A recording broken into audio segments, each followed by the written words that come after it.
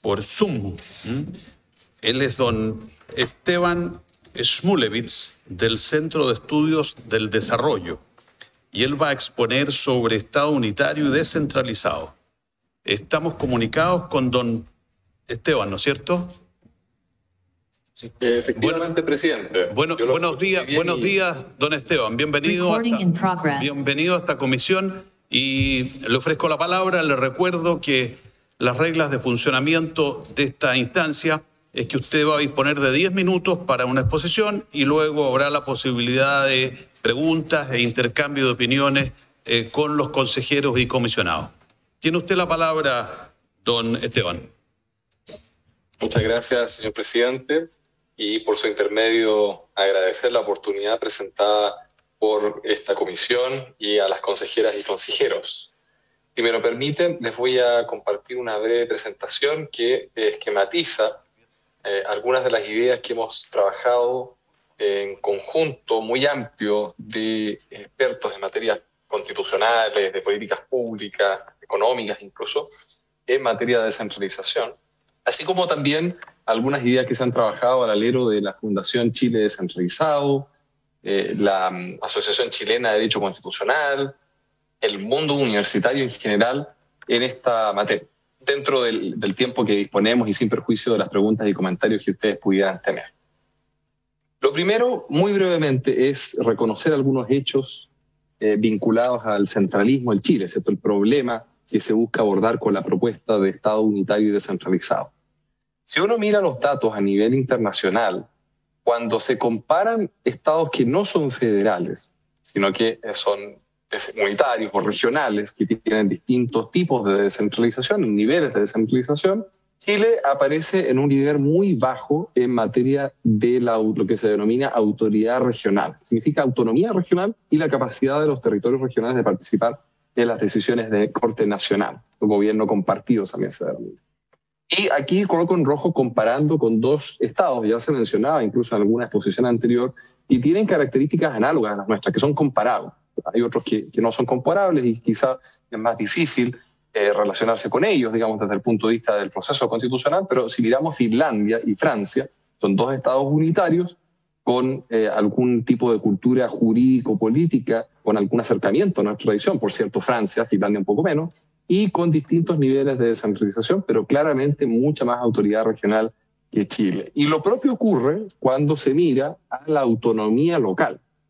A nivel local, esta tabla es muy decidora porque la media de los países comparados en una comparación muy amplia del año 2021 se ubica muy por sobre la autonomía local de Chile y, por cierto, miramos nuevamente a Finlandia, nuevamente a Francia, países que tienen características, insisto, similares a las nuestras y vemos que Chile está bastante abajo.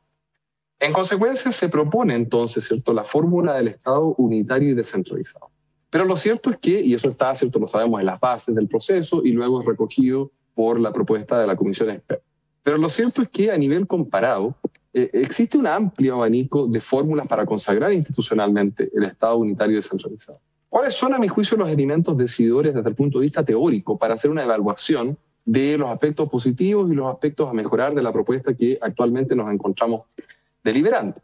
Primero, los procesos de descentralización deben ser integrales. Y aquí resumo evidencia desde hace más de una década que hemos trabajado en el Centro de Estudios del Desarrollo, la Comisión Asesora Presidencial del 2014, presidida por Heinrich von Baer y Esteban Valenzuela, y el mundo académico hasta una propuesta reciente que hemos hecho llegar, dirigida por Heinrich von Baer, de la cual yo también formé parte, tanto a la Comisión Experta como también al Consejo Constitucional.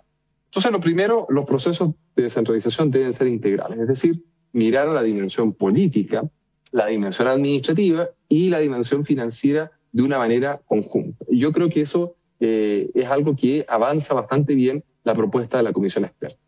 Segundo, hay una descentralización, sobre todo muy fuerte en los países del federalismo más clásico, como Suiza, como Australia, como Estados Unidos, que tiene un nivel competitivo muy fuerte, en donde, ¿cierto?, lo que se busca es que los territorios tengan alta autonomía para competir unos con otros en la posibilidad de atraer capital humano, la posibilidad de atraer capital económico, ¿cierto? Es decir, la autonomía de cada territorio sirve para generar sus propios proyectos de desarrollo y con eso competir entre ellos, ¿cierto? Y bueno, se buscará distintas fórmulas tributarias, económicas, administrativas, políticas, ¿cierto?, para lograr mayor desarrollo acorde a las necesidades y preferencias de la ciudadanía regional o territorial.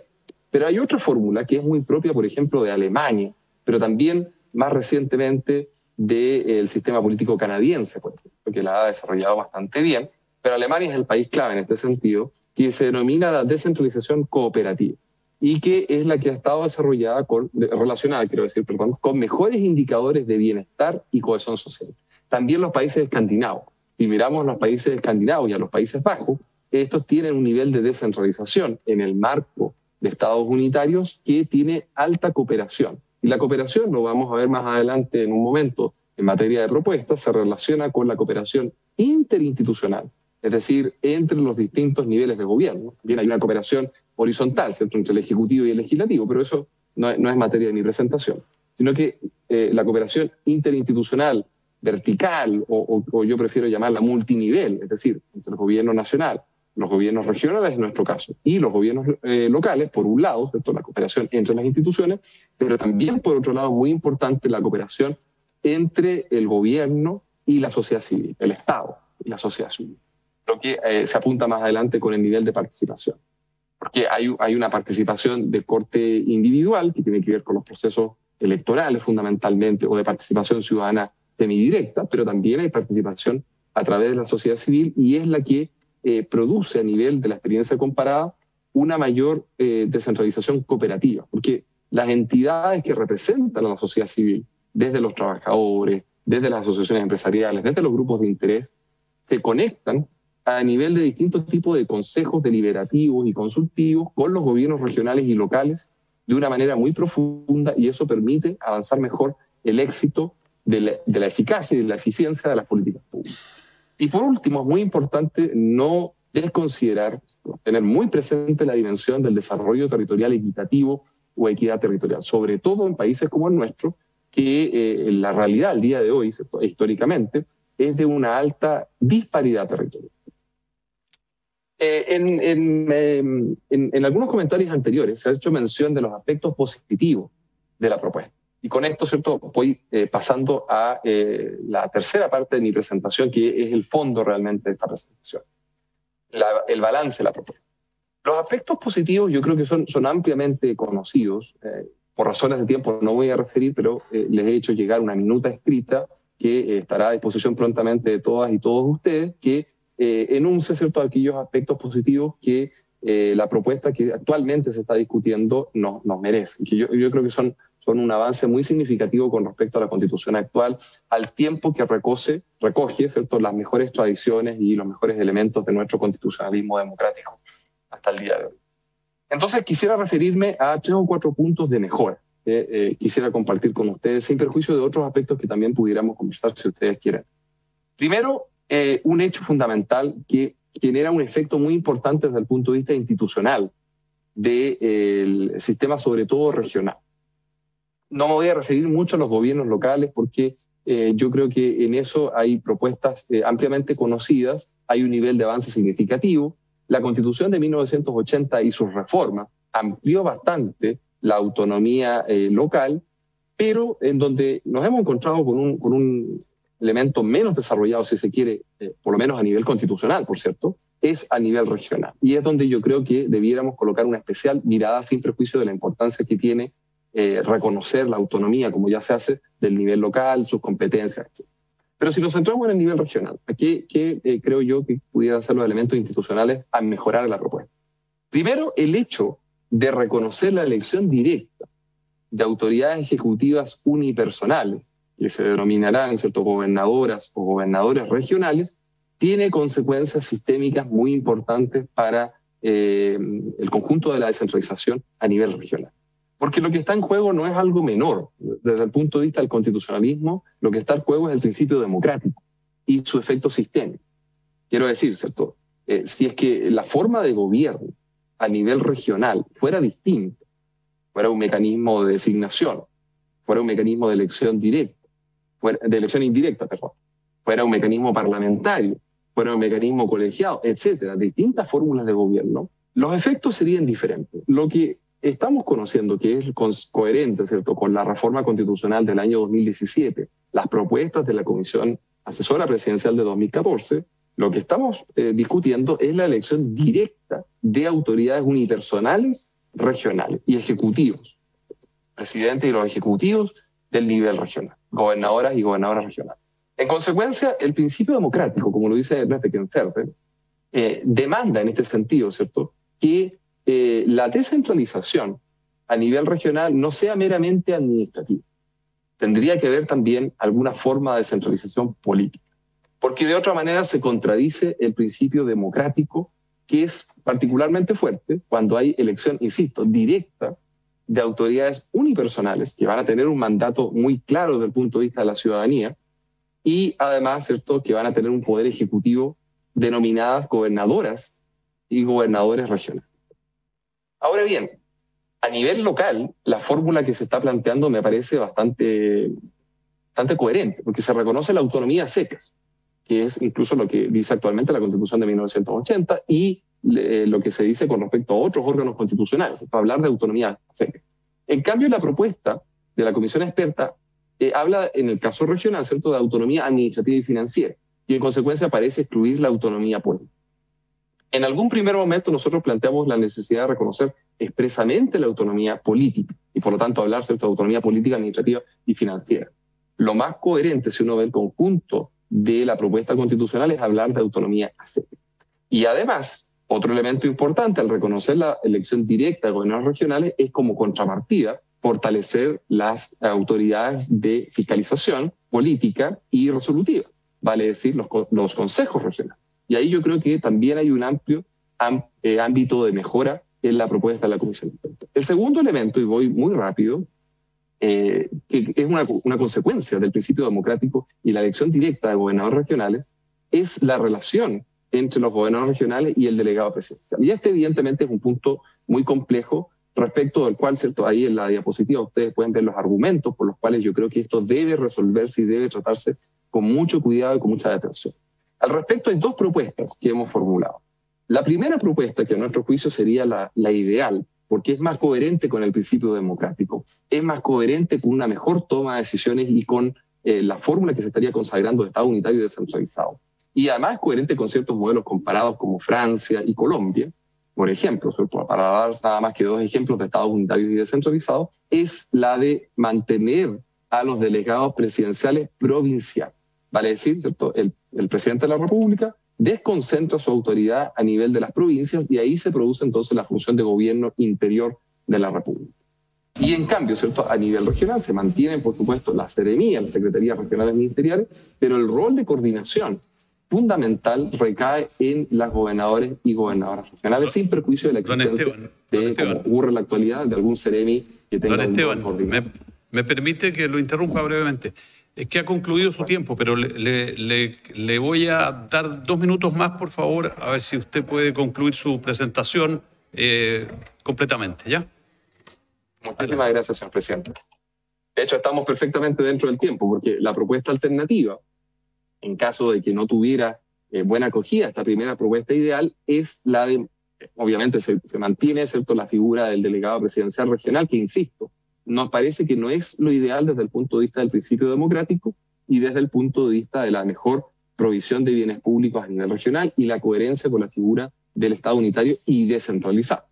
Pero si se mantuviera, ¿cierto?, es posible pensar en algún tipo de régimen de cogobernanza en donde, ¿cierto?, el gobernador regional, elegido democráticamente, tiene la atribución principal de coordinación de servicios públicos, pero se mantiene el delegado presidencial regional dentro de un ámbito de competencias un poco más acotado, que será evidentemente tarea de la ley. Insisto, la propuesta principal para nosotros, por las razones que se señalan acá y que ustedes van a ver en el texto más detallado, es la de mantener la representación presidencial solo a nivel provincial. Un tercer elemento, y con esto ya voy finalizando, tiene que ver, como ya decía al principio, con la descentralización cooperativa o coordinación multinivel. En la propuesta se prevén 2 instituciones al respecto, pero nos parece que hay ámbitos de mejora. Primero, en cuanto al Consejo de Gobernadores, es más bien una fórmula de asociatividad entre los gobernadores regionales.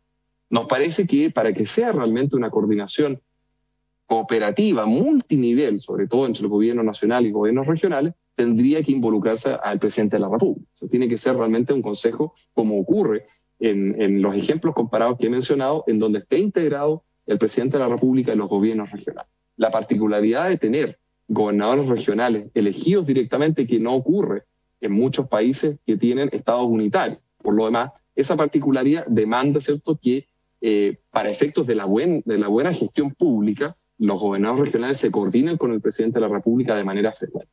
Y a nivel interno de cada región, el Consejo de Alcaldesas y Alcaldes, como está la propuesta, no estaría integrado por el gobernador o la gobernadora regional. Y eso me parece que también debiera mejorarse, en el sentido de que no es una institución de asociatividad de las alcaldes y de las municipalidades, ¿cierto?, sino debiera ser una institución de coordinación multinivel a nivel de cada región, ¿cierto?, entre gobierno regional y gobiernos locales. Integrar la sociedad civil al circuito de la gobernanza, y ahí están los ejemplos, ¿cierto?, tanto a nivel nacional, regional como local. Y el tema de las áreas metropolitanas está la propuesta más desarrollada. Creemos que debiera dejarse expresamente a nivel de los gobiernos regionales. Termino con el tema de la potestad reglamentaria regional, porque es un ámbito de la autonomía política, ya que obviamente, ¿cierto?, dentro del Estado unitario, en la fórmula que estamos barajando, que es coherente con la situación de Francia, Colombia, Portugal, no existiría potestad legislativa, ¿cierto? No existiría potestad legislativa de los gobiernos regionales, pero sí potestad reglamentaria. Ahora bien, la potestad reglamentaria nos parece que tiene que vigorizarse. Y no estamos hablando de una cosa que sea totalmente innovadora a nivel comparado. Estamos hablando simplemente de dos ejemplos, ¿cierto?, que aparecen ahí en la diapositiva, que son bastante consolidados al día de hoy. Primero, luego de la reforma constitucional del año 2003, se reconoce, o sea, 20 años ya, se reconoce en Francia, artículo 72.4, inciso cuarto, la capacidad experimental dentro del marco autorizado por la ley, vale decir, de generar variaciones a las políticas públicas y los reglamentos nacionales presidenciales de los gobiernos regionales. Vale decir, una ley, ¿cierto?, puede autorizar a uno o más gobiernos regionales a experimentar cierta política pública y diferenciarse respecto de lo regulado a nivel nacional por el presidente de la República en esa materia. Y lo segundo sería reconocer, como lo hace la Constitución colombiana, una amplia capacidad de legislación de base, donde la ley genera los principios, los lineamientos generales, y luego delega, ¿cierto?, mandata a los reglamentos regionales ahora, y no solo al reglamento presidencial, como ocurre en la actualidad, ¿cierto?, como con las leyes de base, para complementar, ejecutoriar, pormenorizar esta legislación de base con las particularidades de cada región. En honor al tiempo, voy a dejar hasta aquí mi presentación y les